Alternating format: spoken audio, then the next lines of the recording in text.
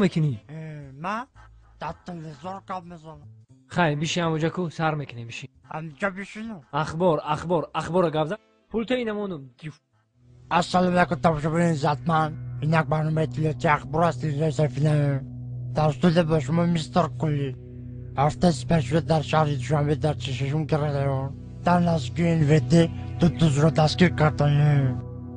صدراعظم نجمی و بهرام غفوری ساعت 12 شب به نیت غارتگری از خانه بیرون شده و خانه عبیدالله سعدالله حمله کردند.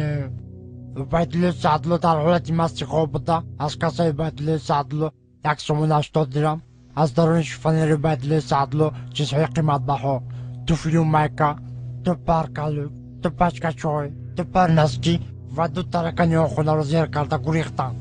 از این کارها سردار گروه میلیسیا حسن چیلا خبر شده با کارگردان کربسه جمهوری تاجیکستان خبر داده. کارگردان کربسه جمهوری تاجیکستان دولتمند خال کرکیبک برده قاسم از این کارها خبر شده. هرچین غارتگرها را دستگیر کرده و درون کاخ برباد بردن. صدراعظم نجمی و بهرام غفوری به درون کاخ برباد برده. صدراعظم نجمیدین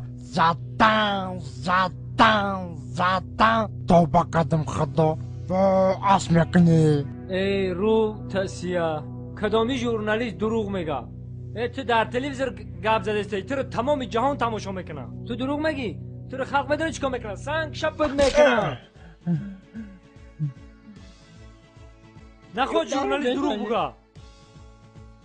چه دارو بزنی؟ تو فالبینی دروغ گفته استی.